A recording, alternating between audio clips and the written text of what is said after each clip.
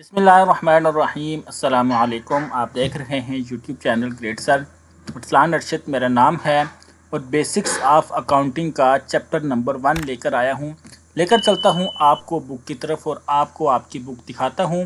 یہاں پر آپ دیکھ سکتے ہیں جی کورس کوڈ 1339 ہے اور یہاں پر آج ہم باقاعدہ طور پر چیپٹر 1 کا آغاز کریں گے۔ اس سے پہلے میں نے 4 ویڈیوز آپ کو دی تھی جس میں ڈیفرنٹ کنسیپٹ پر بات کی تھی تاکہ آپ لوگ جب آگے چلیں اس سفر میں تو آپ کو چیزیں اتنی مشکل نہ لگیں، کیونکہ یہ ٹیکنیکل سبجیکٹ ہے، اس میں کنسیپٹ کا ہونا بہت ضروری ہے۔ تو چیپٹر کا نام ہے جی اکاؤنٹنگ کی بنیادی اصطلاحات، بیسک کنسیپٹ آف اکاؤنٹنگ۔ اب بنیادی اصطلاحات کیا ہوتی ہیں؟ دیکھیں، جیسے ہر علاقے کی اپنی زبان ہوتی ہے۔ آپ سندھ چلے جائیں، وہاں پر سندھی بولی جاتی ہے، بلوچستان میں بلوچی بولی جاتی ہے، پنجاب میں پنجابی۔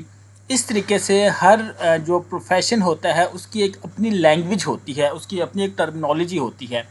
تو یہ جو آپ اکاؤنٹس پڑھنے جا رہے ہیں اس کی بھی اپنی ایک میں آپ کو 1-2 مثالیں دیتا ہوں سمپل سی، جس کو آپ بات جو ہے وہ آپ لوگوں کو سمجھ آئے گی۔ اب دیکھیں، سندھ میں سائیں کا لفظ یوز کیا جاتا ہے، لیکن سندھ میں سائیں کا لفظ بڑے کسی وڈیرے کے لیے یوز کیا جاتا ہے۔ اس کے مقابلے میں اگر آپ پنجاب کی بات کریں تو مجنوں انسان کے لیے، پاگل انسان کے لیے سائیں کا ورڈ یوز کیا جاتا ہے۔ اس طرح ہر فیلڈ کی اپنی ایک ٹرمینالوجی ہوتی ہے، ایک اسپیسیفک زبان ہوتی ہے۔ ایک اور مثال میں آپ کو دیتا ہوں، یہ جو مزدور ہوتے ہیں، لیبر ہوتے ہیں، اب مل لائن میں ان مزدوروں کو پلے دار کہا جاتا ہے۔ اچھا، سرکاری اداروں میں ان کو درجہ چہارم یا کلاس 4 کہا جاتا ہے۔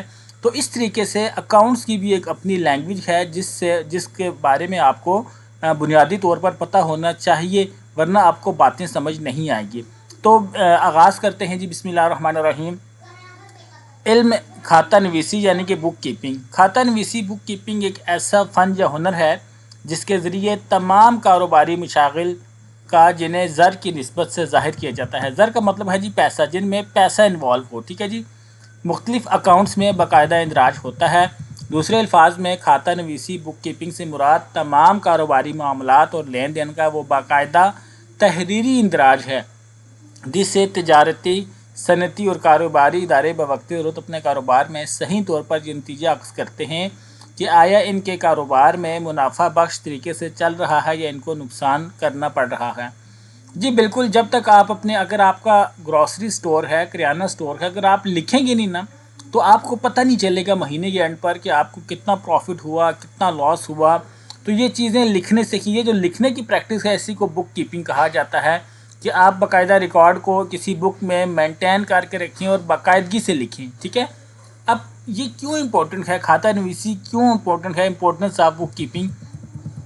آج کل کاروباری اور صنعتی معاملات ایسے پیچیدہ ہو گئے ہیں کہ اگر بہی کھاتہ باقاعدہ طور پر نہ رکھا جائے تو کاروبار کے رجحان، نتیجے اور اونچ نیچ کا کما حق کا اندازہ نہیں لگایا جا سکتا۔ علاوہ ازیں گورنمنٹ اور قرضے دینے والے اداروں کی ہدایت کے مطابق تسلی بخش حسابات رکھنا ضروری ہوتا ہے، ٹھیک ہے جی۔ گورنمنٹ ٹیکس مانگتی ہے، آپ ٹیکس کا مان لیجیے کہ آپ اپنے کھاتوں کا حساب کتاب نہیں رکھا، کس چیز پر ٹیکس دیں گے؟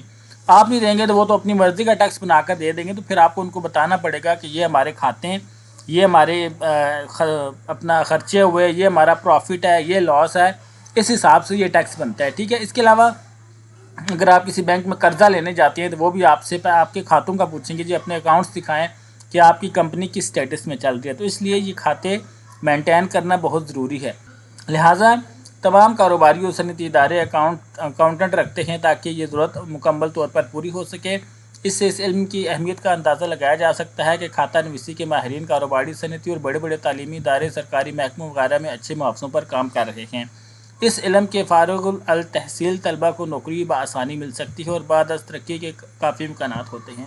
جی بیٹا، نوکری کی بات آئی تو میں آپ کو بتا دوں، آج کل تو یہ چل رہا ہے، یہ ہمارے جو نئی جنریشن ہے ان کے جو اسٹوڈنٹس ہیں، میں معذرت کے ساتھ کہنا چاہوں گا، انہوں نے علامہ اقبال اوپن یونیورسٹی کو بدنام کر کے رکھ دیا ہے۔ کیوں بدنام کر کے رکھ دیا ہے؟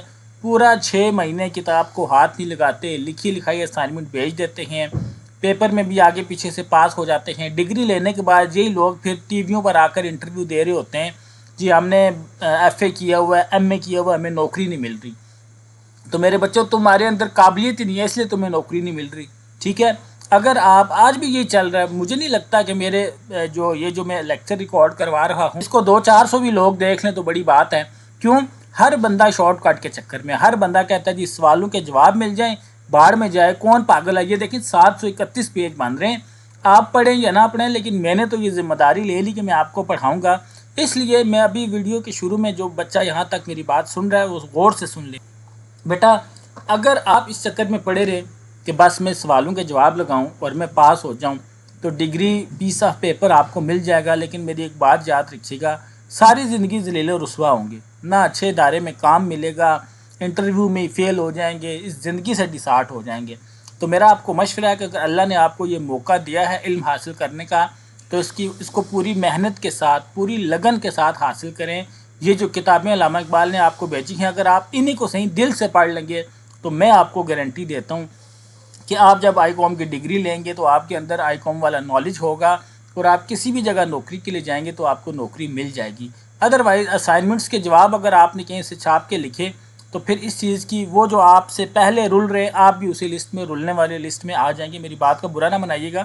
میں آپ کو اگر ایسی کنسیپٹ میں چلتا تو مجھے کیا ضرورت تھی یہ 731 جو پیجز کی بک ہے اس کا ٹھیکہ لینے کی. میں بھی آپ کو ضروری سوالوں کے جواب لگاؤں، ویڈیو پہ ویوز لوں اور جان چھڑواؤں، لیکن میرا دل اس بات کو نہیں مان رہا. اس کے بعد بیٹا آگے بات کریں تو تجارتی اصلاحات کیا ہوتی ہیں، کمرشل ٹرم. جیسے میں نے آپ کو کہا نا کہ ہر علاقے کی اپنی زبان ہوتی ہے، اس طرح ہر جو ہے نا تجارت کی اپنی اصلاحات ہوتی ہیں کہ اس اصلاحات میں چیزوں کو بولا جاتا ہے، سمجھا جاتا ہے. ابھی آگے میں آپ کو اس کے بارے میں بتاؤں گا. اس سے بیشتر کہ کھاتہ نویسی کے فن کو بخوبی سمجھنے کی کوشش کی جائے. یہ بہتر ہوگا کہ کاروبار میں استعمال ہونے والی کچھ تجارتی اصلاحات کی وضاحت کر دی جائے تاکہ آگے چل کر اس فن کو سمجھنے میں کوئی مشکل پیش نہ ہو. کون کون سی تجارتی اصلاحات یوز ہوتی ہیں؟ سب سے پہلے کاروبار کے لیے بزنس کا ورڈ یوز ہوتا ہے. یہ تو چلے کوئی نئی چیز نہیں ہے. کاروبار سے مراد کوئی بھی مشغلہ جس کا مقصد منافع کمانا ہو، مثلا ایک تاجر کاروبار یعنی کتابوں کی دکان، جوتوں کی دکان، تجارتی بینک، بیمہ کمپنی اور ٹرانسپورٹ کمپنی وغیرہ. ٹھیک ہے جی. منافع کمانے کے لیے جو بزنس کیا جائے گا وہ کاروبار ہوگا. ایک بندہ ویسے ہی کوئی دکان کھول کے بیٹھ جاتا ہے کہ یار میں کبھی پیسے لوں گا کبھی نہیں لوں گا، میری مرضی ہے، تو وہ بزنس نہیں کہلائے گا. ٹھیک ہے. اس کے بعد آگے بات کریں تو پیشہ آتا ہے، پروفیشن آتا ہے. پروفیشنل بھی لکھا ہوا ہے، پروفیشن شاید لکھنا چاہیے تھا. اس سے مراد یہ ہے کہ کاروبار کے علاوہ دوسرے ایسے مشاغل جن کا مقصد بھی روپیہ کمانا ہوتا ہے، لیکن کوئی بھی پیشہ اختیار کرنے سے بیشتر یہ لازمی ہے کہ اس کے متعلق ضروری علم اور عملی تربیت حاصل کی جائے. مثلا ڈاکٹری، وکالت اور مجاسی یعنی کہ اکاؤنٹنٹ کا پیشہ جو اشخاص کسی فن یا شعبے کے ذریعے روزی کماتے ہیں ان کو پیشہ ور یا پروفیشنل کہا جاتا ہے. جی بالکل، کاروبار کر کے بھی آپ پیسہ کما سکتے ہیں. اس کے علاوہ کسی پیشے میں، کسی خاص پیشے کے بارے میں پڑھ کر اس کا علم حاصل کر کر آپ اس پیشے سے بھی پیسہ کما سکتے ہیں. اس کے بعد تیسری جو ٹرم آ رہی ہے وہ آ رہی ہے جی پروپرائٹر. آپ کو یاد ہوگا پہلے ویڈیو میں نے آپ کو پروپرائٹری اکاؤنٹ بتایا تھا اور میں نے آپ کو یہ ساتھ بتایا تھا کہ یہ مالک کا اکاؤنٹ ہوتا ہے. کس مالک کا؟ وہ جو کاروبار کا مالک ہوتا ہے. اس سے مراد وہ شخص ہے جو اپنے کاروبار یا پیشے کا مالک ہو. مالک اپنے کاروبار میں ضروری سرمایہ لگاتا ہے، اپنا وقت، محنت اور توجہ صرف کرتا ہے. کاروبار سے جتنا بھی منافع حاصل ہوتا ہے وہ وصول کرتا ہے اور نقصان کی صورت میں تمام تر نقصان اسے ہی برداشت کرنا پڑتا ہے کیونکہ یہ شخص خود ہی اپنے کاروبار کا مالک ہوتا ہے. اس لیے اس کو واحد مالک یعنی کہ سول ٹریڈر یا سول پروپرائٹر کہا جاتا ہے. یہ انگلش کا لفظ یاد کر لیں. یہ میں آپ کو تھوڑا زوم اس لیے کر کے بتا رہا ہوں کہ سارے بچوں کو صحیح سے نظر ہے. یہ ورڈ جو انگلش کا ابھی یہاں پر بولا گیا ہے، میں آپ کو سول پروپرائٹر، یہ لفظ آپ کو آگے بڑا کام آئے گا. ایون کہ جب آپ پڑھائی کر لیں گے، آپ جب پروفیشنل ہوں گے، کسی فیلڈ میں جائیں گے اور آپ کے پاس لوگ آئیں گے کہ جی ہمارا ٹیکس کیلکولیٹ کریں، ہمارے کاروبار کو ایف پی آر میں رجسٹرڈ کریں، تو آپ کا ان سے سوال ہوگا کہ آپ کا بزنس سول پروپرائٹرشپ ہے، پارٹنرشپ ہے، کیا ہے؟ ٹھیک ہے. تو یہ سول پروپرائٹر جو ہے یہ آپ لوگوں نے یاد کر لینا ہے. ویسے اس کو سول پروپرائٹرشپ بھی کہتے ہیں. اور اس قسم کے کاروبار کو انفرادی کاروبار یا انفرادی تنظیم یا واحد ملکیتی کاروبار، ٹھیک ہے جی، سول پروپرائٹرشپ آ گیا، کہا جاتا ہے.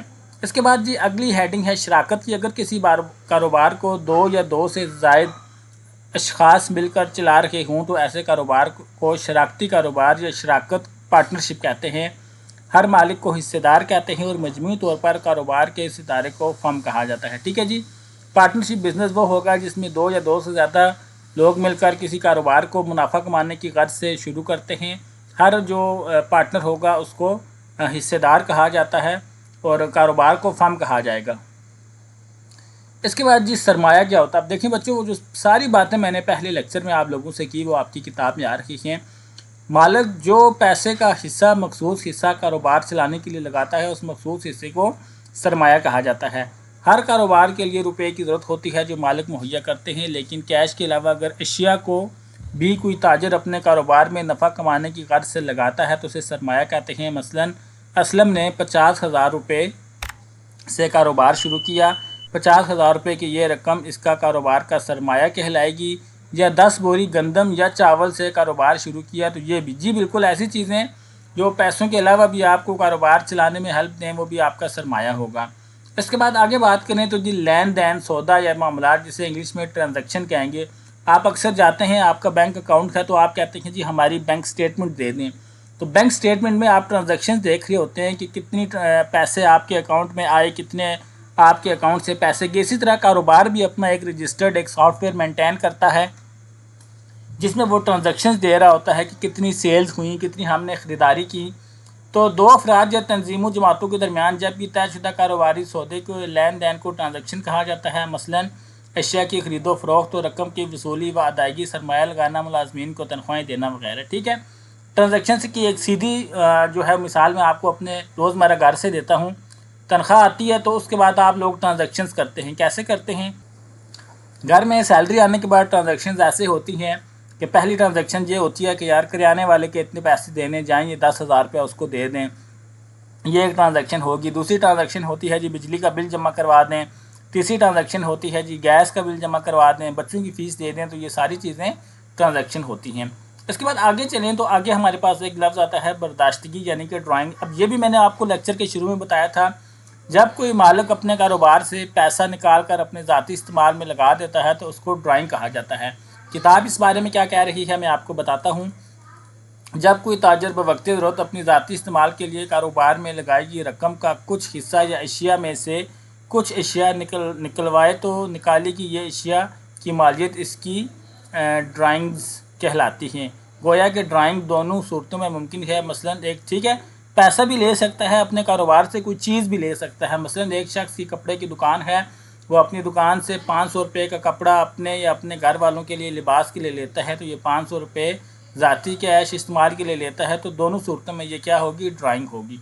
ٹھیک ہو گیا۔ آگے بات کریں تو گڈز کیا ہوتی ہیں جی؟ کاروبار کے لیے جو مال خریدا جاتا ہے اس کو کامرس کی لینگویج میں گڈز کہا جاتا ہے۔ جو آپ کی اگر آپ کی گروسری کی دکان ہے تو مرچ، مسالے، چینی پتی، اس سب چیزوں کو گڈز کہا جائے گا۔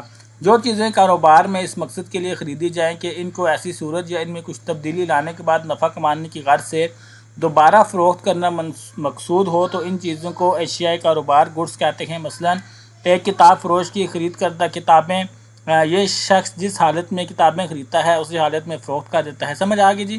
تو یہ چیزیں ہوتی ہیں گڈز۔ اس کے بعد آگے چلیں تو خرید، یعنی کہ خرید کیا ہوتا ہے جی؟ خرید سے مراد یہ ہے کہ اس سے مراد ان تمام اشیاء کی خریداری کا عمل ہے استعمال کی غرض سے یا منافع یا فروخت کرنے کے لیے حاصل کی گئی ہوں۔ خرید کی دو قسم کی اقسام ہوتی ہیں، کیش خرید اور ادھار خرید۔ یہ بڑی سمپل سی بات ہے، یا آپ چیز کیش پہ خریدیں گے یا ادھار پہ خریدیں گے۔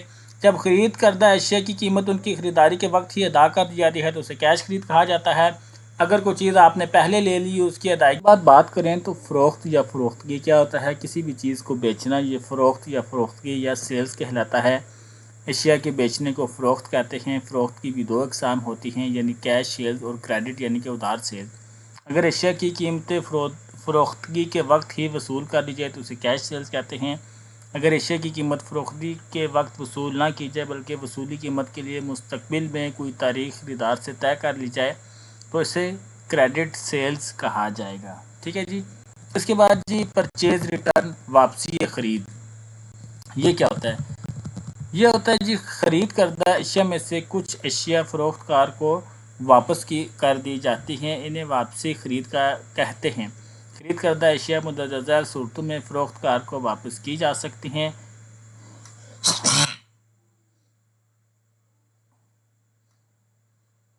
اگر کچھ اشیاء ناقص پائی جائیں اور پیشگی طے شدہ کوالٹی سے مطابقت نہ رکھتی ہوں، طلب شدہ تعداد یا وزن سے زائد ہوں، واپسی خرید کو ریٹرن آؤٹ ورڈ بھی کہتے ہیں۔ ٹھیک ہے جی؟ پرچیز ریٹرن اور ریٹرن آؤٹ ورڈ کا جب بھی لفظ آئے گا تو یعنی کہ کاروبار نے کسی بندے سے کوئی چیز خریدی اور کسی بھی وجہ سے وہ چیز واپس کر دی. اب اس میں وجہ کیا اس میں نقص ہو سکتا ہے, اس کی کوالٹی وہ نہیں تھی جو خریدار سے مانگی گئی تھی. ٹھیک ہے. اسی طرح اسی کے اپوزٹ آتا ہے کہ آپ نے کسی بندے کے کوئی چیز بیچی اور وہ بندہ چیزیں واپس لے کر آ گیا. اس کی بھی وجوہات یہ ہو سکتی ہیں کہ اشیاء ناقص تھیں یا کوالٹی کے مطابق نہیں تھیں, تو اس کو سیلز ریٹرن یا سیلز ان ورڈ, ٹھیک ہے, سیلز ان ورڈ کہا جائے گا. فروخت کردہ اشیاء سے جب کچھ یا تمام اشیاء خریدار کی جانب سے واپس کر دی جاتی ہیں تو فروخت کار کے لیے یہ واپسی فروخت ریٹرن سیلز ریٹرن یا ریٹرن ان ورڈز کہلاتے ہیں. واپسی فروخت کی بھی وجوہات ہوتی ہیں جو کہ ظاہر سی بات ہے, اگر آپ نے کسی کو چیز بیچی وہ واپس کرنے آیا ہے تو اس کی کوئی نہ کوئی وجہ ہوگی, وہ اس میں کوئی نقص ہوگا تو تب ہی وہ آپ کو واپس کر رہا ہے. ٹھیک ہے. آگے چلیں تو یہاں پر ہمارے پاس آتا ہے جناب, یہ ایک اوپر امپورٹنٹ ہیڈنگ رہے گی جی.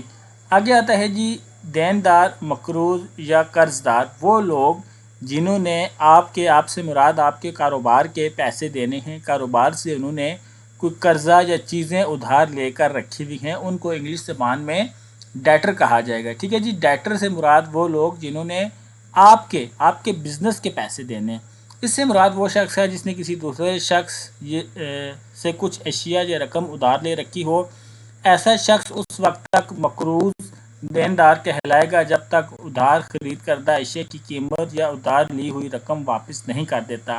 مثلا جاوید نے امین سے 200 روپے قرض لے رکھے ہیں یا ادھار پر اشیاء خرید رکھی ہیں, تو جاوید کو امین کا مقروض یا قرض دار کہیں گے جب تک ادھار یا قرض لی ہوئی رقم واپس نہیں کی جاتی. لفظ ڈیٹر کا اختصار علم حسابات میں DRP کہلاتا ہے. ٹھیک ہے جی. تو ڈیٹر اس بندے کو کہیں گے جس نے آپ کے پیسے دینے ہیں. اب اس کے اپوزٹ دیکھیں تو لیندار یا قرض خواہ, جس بندے کے آپ نے پیسے دینے ہیں وہ آپ کے لیے, آپ کے بزنس کے لیے کریڈیٹر کہلائے گا. اس سے مراد وہ شخص ہے جس نے کسی دوسرے کو کچھ اشیاء یا رقم ادھار دے رکھی ہو. یہ شخص اس وقت تک قرض خواہ لیندار کہلائے گا جب تک ادھار فروخت کردہ اشیاء کی قیمت یا ادھار دی گئی رقم وصول نہیں ہوتی. لفظ کریڈیٹر کا مختصر کر کے CR لکھ دیتے ہیں. ٹھیک ہے جی. میں آپ کو ان کی مثال کو چھوڑیں, میرا سنیں. جن بندوں کے پیسے آپ نے دینے ہیں وہ بندے آپ کے لیے کریڈیٹر ہیں, اور جن بندوں نے آپ کے پیسے دینے ہیں وہ آپ کے لیے ڈیٹر ہیں. ٹھیک ہے. یہاں پر وہی امین اور اسلم والی مثال ریورس کر کے بتا دی ہے. اس کے بعد کیش ڈسکاؤنٹ کیا ہوتا ہے؟ جب کوئی مقروض اپنے قرض خواہ کو طے شدہ ادائیگی سے قبل رقم ادا کر دے تو قرض خواہ اس کے ایسا کرنے پر کچھ رعایت دیتا ہے جو اس کو کیش ڈسکاؤنٹ کہتے ہیں. مثال کے طور پر ایک بندہ آپ سے 6 مہینے کے لیے پیسے لے کے گیا تھا اور آپ نے اس کو کہا کہ اگر تم نے یہ پیسے مجھے 3 مہینے کے اندر دے دیے تو میں تمہیں 2% کا ڈسکاؤنٹ دوں گا. اگر وہ بندہ 3 مہینے کے اندر پیسے دے دیتا ہے تو جو ڈسکاؤنٹ آپ اس کو دیں گے جتنا بھی ہوگا 5,000 10,000 20,000, وہ ڈسکاؤنٹ کی جو اماؤنٹ ہوگی وہ کیش ڈسکاؤنٹ کہلائے گی. ٹھیک ہے. مثال دینے کی ضرورت ہے یا چلے دے ہی دیتا ہوں. مثلا الف نے بے سے, اب الف بے کروں گا تو آپ کو سمجھ آنی نہیں ہے, لیکن چلے میں نے آپ کو مثال بھی دے دیتا ہوں. مثلا الف نے بے سے 1,000 روپے کی رقم 1 سال کے لیے قرض پر لی تھی, لیکن جب الف 10 ماہ بعد مقررہ مدت سے 2 قبل ماہ اپنے قرض ہوا کو یہ رقم واپس کر دے گا تو بے اس رقم پر فرض کریں 1% کے حساب سے ڈسکاؤنٹ جو کہ 10 روپے ہوگی. اس طرح الف کو یہ ڈسکاؤنٹ ملنے پر 100 روپے کی بجائے 990 روپے کی رقم اب بے کو ادا کرنی ہوگی. ٹھیک ہے جی. سمجھ آئی. اس کے بعد آگے چلیں تو یہاں پر ہے جی تجارتی ڈسکاؤنٹ. ٹریڈ ڈسکاؤنٹ کیا ہوتا ہے؟ تجارتی ڈسکاؤنٹ سے مراد وہ ڈسکاؤنٹ ہے جو فروخت کار, دکاندار, خرید کار یعنی گاہک کو اشیاء کی فہرستی قیمت لسٹ پرائز پر دیتا ہے. یہ عموماً شے کی کل قیمت کا کچھ حصہ ہوتی ہے. مثلا آپ کو بازار سے ایک پنکھا جس کی فہرستی قیمت 500 روپے ہے خریدار نے کیا لکھا ہوا, خریدنے پر دکاندار 1% کے حساب سے رعایت دیتا ہے جو 5 روپے بنتی ہے. 5 روپے کی یہ رقم تجارتی ڈسکاؤنٹ کہلائے گی. میں آپ کو بتاتا ہوں, جیسے تجارتی ڈسکاؤنٹ ہماری زندگی سے جڑا ہوا, ہم جاتے ہیں جی ایک باکس کے اوپر جوتے کے ڈبے کے اوپر لکھا ہوتا ہے 1500, وہ لسٹ پرائس ہے, تو ہم وہی جوتا پھر 1000 روپے میں لے کے آ جاتے ہیں تو 500 روپیہ جو ہے وہ آپ کا ٹریڈ ڈسکاؤنٹ ہوگا. اس کے بعد ہے جی نقد کیش ٹرانزیکشن. کیش ٹرانزیکشن کیا ہوتی ہیں؟ کیش ٹرانزیکشن یہ ہے کہ آپ نے جیسے ہی چیز لی اسی ٹائم اس کے پیسے ادا کر دیے، یہ ہوگی کیش ٹرانزیکشن۔ کتاب اس بارے میں کیا کہتی ہے؟ اس سے مراد ایسی تجارت یا کاروبار ہے جس میں ایک تاجر اشیاء کی خرید و فروخت کیش پر کرتا ہے اور جس میں ادھار نہ ہو۔ اگر کچھ تجارت کیش اور کچھ ادھار پر ہوگی تو کیش تجارت کو میم، اس میں ادھار خرید فروخت کو نون میں درج یا شمار کریں گے۔ اس کے بعد جی کریڈٹ ٹرانزیکشن یعنی کہ ادھار پر جو لی گئی چیزیں ہوگی، اس بارے میں کتاب کہتی ہے اس سے مراد ایسی تجارت یا کاروبار ہے جس میں ایک تاجر اشیاء کی خرید و فروخت ادھار پر کرتا ہے اور کیش کی ادائیگی اسی وقت نہ کی جائے۔ اس کے بعد تھوک فروشی کیا ہوتی ہے جی؟ ہول سیل، آپ لوگوں نے ہول سیل کا نام سنا ہوگا۔ اس سے مراد ایسا کاروبار ہے جس میں اشیاء کی خرید و فروخت بڑی کثیر مقدار یا زیادہ تعداد یا وسیع پیمانے پر ہوتی ہے۔ اس قسم کا کاروبار کرنے والے تاجر کو تھوک فروش یعنی کہ ہول سیلر کہا جاتا ہے۔ پرچون فروش کون ہوتے ہیں جی؟ پرچون فروشی سے مراد وہ قسم ہے جس میں اشیاء صارفین کے ہاتھوں تھوڑی تھوڑی مقدار یا تعداد میں فروخت کی جائیں۔ اس قسم کا کاروبار کرنے والے تاجر کو پرچون فروش یا ریٹیلر کہا جاتا ہے۔ پرچون فروش خود اشیاء تھوک کے حساب سے مختلف تھوک فروشوں سے خریدتا ہے اور اپنے گاہکوں کو تھوڑی تھوڑی مقدار میں بیچتا ہے۔ یہ جو ہماری گلی محلے میں یہ جو گروسری سٹور ہیں، کریانے سٹور ہیں، یہ ایسے کرتے ہیں، ہول سیلر سے یا تھوک فروش سے زیادہ پورے پیکٹ لے کے آ جاتے ہیں اور ہمیں تھوڑی تھوڑی کر کے چیزیں بیچتے ہیں۔ تو یہ جو ہمارے گلی محلے والے ہیں یہ پرچون فروش ہوئے یعنی کہ ریٹیل بزنس ہوا، اور یہ دکان والے جس بندے سے چیزیں لے کر آتے ہیں وہ ہول سیلر یعنی کہ تھوک فروش ہوتا ہے۔ اس کے بعد آگے بات کریں تو ناقابل وصول رقم، ایسے پیسے جن کے ملنے کا اب آپ کو یقین ہے کہ اب یہ پیسے ہمیں نہیں ملیں گے۔ جیسے وہ ایک مثال بنی ہے نا کہ ایک کمیٹی نکلنی تھی 30 تاریخ کو، تو اس سے پہلے جو ہے وہ کمیٹی والے بندے نکل گئے۔ تو اسی طرح کا سین ہے کہ ایسی رقم جس کا آپ کو یقین ہو جائے کہ یہ پیسے اب آپ کو واپس نہیں ملیں گے، اس کے لیے بیڈ ڈیٹس کا جو ہے یہ بی سائلنٹ رہے گا، ٹھیک ہے؟ بیڈ ڈیٹس DETS آپ نے پڑھنا ہے، بی کو سائلنٹ پڑھنا ہے۔ تو ایسے پیسے جس میں آپ نے کسی بندے کو ادھار دیا، اللہ نہ کرے وہ فوت ہو گیا، تو آپ کو پتہ ہے بندہ ہی نہیں رہا، تو پیسے کہاں سے دے گا؟ یا کوئی بندہ آپ کے پیسے لے کے بھاگ گیا اور نہیں آ رہا، تو آپ اس کو بیڈ ڈیٹس تصور کریں گے۔ آج کل اکثر کاروبار ادھار پر ہوتا ہے، اگرچہ قرض کو اپنی ادھار دی گئی رقم یا ادھار دیے گئے مال میں سے کچھ رقم اپنے مقروض سے واپس نہ لے سکے تو وہ کاروبار میں نقصان تصور ہوتا ہے۔ ایسی رقم کو ناقابل وصول قرضہ، ٹھیک ہے جی، ناقابل وصول قرضہ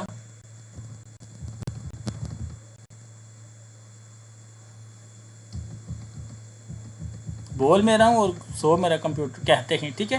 ایسے پیسے جس کا آپ کو یقین ہو جائے کہ اب آپ کو یہ واپس نہیں ملیں گے۔ اس کے بعد اثاثے کیا ہوتے ہیں؟ ایسٹس کے اوپر بھی میں نے ویڈیو کے شروع میں ڈیٹیل سے بات کی تھی کہ ایسی تمام قیمتی اشیاء جو کاروبار میں نفع کمانے کے لیے لگائی گئی ہوں اثاثہ کہلاتی ہے، مثلا بلڈنگ، مشینری، فرنیچر۔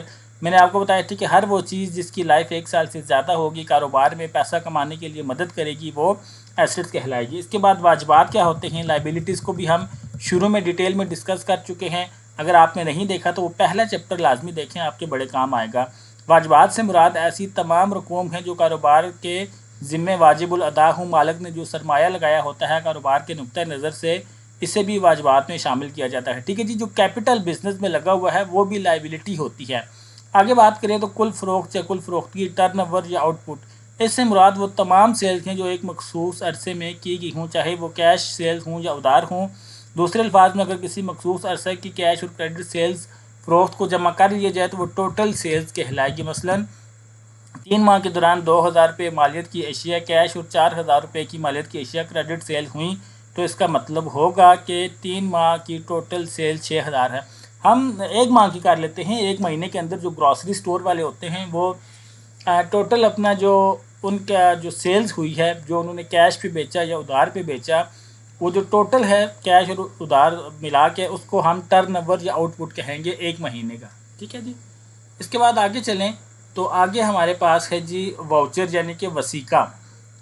کاروباری لین دین کے تحریری ثبوت کو وثیقہ واؤچرز کہتے ہیں۔ مثلا کوئی شخص اشیاء ادھار خریدتا ہے تو فروخت کار اس کو ان اشیاء کا ایک تحریری بل، جسے ہم بل بھی کہتے ہیں، جس کو بیچک انوائس کہتے ہیں، یہ بل یا بیچک اس امر کا تحریری ثبوت ہوتا ہے کہ کتنی مالیت کی اشیاء خریدی گئی ہیں۔ جب خریدار اس بل یا بیچک میں درج ذیل قیمت کی ادائیگی کرتا ہے تو وصول کنندہ کا فروخت کار ہے۔ اس ایک اور وسیقہ ووچر حاصل کر لیتا ہے جس کو رسید یعنی کہ ریسپٹ کہتے ہیں۔ اس طرح مختلف کاروباری لین دین کے متعلق مختلف نوعیت کے واؤچرز، بلز اور انوائس اور ریسپٹس وغیرہ استعمال میں آتے ہیں۔ حسابی کتب میں اس وقت تک کوئی بھی لین دین درج نہیں کیا جاتا جب تک اس کے ثبوت کی کوئی تحریر جو ہے وہ دستاویز موجود نہ ہو، لہٰذا ان واؤچرز کی مدد سے ہی حسابی کتب میں اندراج کیا جاتا ہے اور ان کا حوالہ دیا جاتا ہے۔ تو یہ ہے کہ دیکھیں جب بھی آپ اس میں انٹری کریں گے تو ایسا نہیں ہوگا کہ آپ بس انٹری کر دیں گے کہ فلانی چیز لے لی۔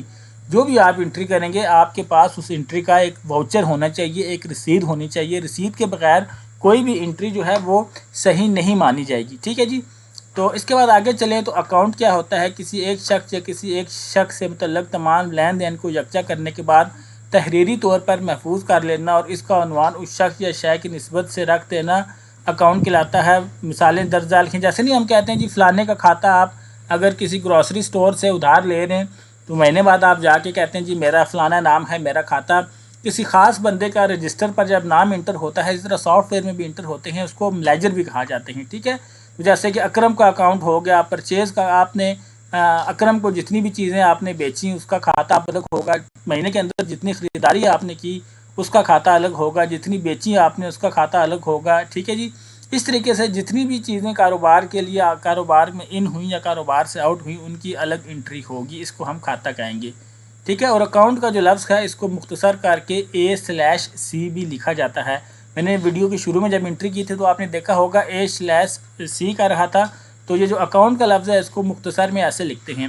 اس کے بعد آگے بات کریں تو عام کاروباری اخراجات یا متفرق اخراجات، جس کو انگلش میں سینڈری ٹریڈ ایکسپنس اور مسلینیس ایکسپنس۔ مسلینیس ایکسپنس کے چھوٹے موٹے خرچے جو ہوتے ہیں کاروبار کے روزمرہ چھوٹے اخراجات جن کے لیے علیحدہ حساب کھولنا حسابی کتب کے صفحے کے بے جا اسراف سمجھا جاتا ہے اور ایک جگہ اکٹھے کر لیے جاتے ہیں، ان کو حساب معمولی کاروباری اخراجات میں بھی آپ کو سمجھا بھی دیتا ہوں، بک سے پڑھ لیں۔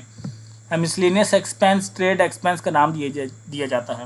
کچھ ایسے خرچے ہوتے ہیں جس کے لیے الگ الگ کھاتہ کھولنا ممکن نہیں ہوتا۔ مثال کے طور پر آپ لوگ 10 روپے کا پین لے کے یا پین کا الگ سے کھاتہ کھولیں گے، ٹھیک ہے جی۔ 40 روپے کی آپ نے چائے پی، تو یہ جو چھوٹے چھوٹے خرچے ہوتے ہیں نا جن کی اتنی بڑی ویلیو بھی نہیں ہوتی، تو ان کے لیے ایک ہی کھاتہ کھول لیا جاتا ہے جسے مسلینیس ایکسپنس کہا جاتا ہے۔ ابھی انشاءاللہ آگے آپ آئی کام کے بعد جاب کریں گے تو آپ کو پتہ چلے گا، ابھی بکس میں بھی آپ کے آئے گا کہ چھوٹے چھوٹے خرچوں کا ایک ہی اکاؤنٹ کھول لیا جاتا ہے، رجسٹر پر مسلینیس ایکسپنس لکھ کر ان چھوٹے چھوٹے خرچوں کی انٹری کی جاتی ہے، ان کے لیے الگ سے اکاؤنٹ نہیں بنایا جاتا، ٹھیک ہے۔ اس کو سینڈری ٹریڈ ایکسپنس بھی کہا جاتے ہیں۔ تو یہاں پر بچوں یہ آپ کی ایکسرسائز ختم ہو چکی ہے۔ اب امید کرتا ہوں یہ جو نیچے خود آزمائی ہے یہ آپ لوگ خود کر لیں گے کہ کھاتہ نویسی سے مراد تمام کاروباری معاملات کا باقاعدہ اندراج ہے۔ میں امید کرتا ہوں یہ ایکسرسائز آپ لوگ خود کر لیں گے اور انشاءاللہ پھر جو ہے میں اگلا چیپٹر لے کر بہت جلد حاضر ہوں گا۔ یہ آلموسٹ 9 چیپٹر ہیں، کوشش کروں گا کہ 9 ویڈیوز کے اندر، حالانکہ یہ ویڈیوز کافی لمبی ہو رہی ہیں لیکن 9 ویڈیوز کے اندر انشاءاللہ میں آپ کو یہ دے دوں گا۔ یہ بڑے ہی کنسیپٹ والی بات ہے، اگر کریں گے دیکھ کر پڑھیں گے پوری بک کو صحیح اچھے سے یاد کریں گے تو زندگی میں آگے کام آئے گی۔ سوالوں کے جواب لگاتے رہے تو پھر آپ بھی اسی ریس میں ہوں گے جہاں پر آپ لوگوں سے پہلے کھڑے ہیں، لیکن میری دعا ہے کہ اللہ پاک آپ کو کامیاب کرے۔ ویڈیو آپ نے دیکھی، آپ کی قیمتی وقت کا بہت شکریہ۔ چینل کو سبسکرائب کر لیجیے گا تاکہ آپ کو علامہ اقبال اوپن یونیورسٹی کے ریکارڈنگ اسی طرح کے لیکچرز اور امپورٹنٹ انفارمیشن ملتی رہے۔ ویڈیو آپ نے دیکھی، آپ کی قیمتی وقت کا بہت شکریہ۔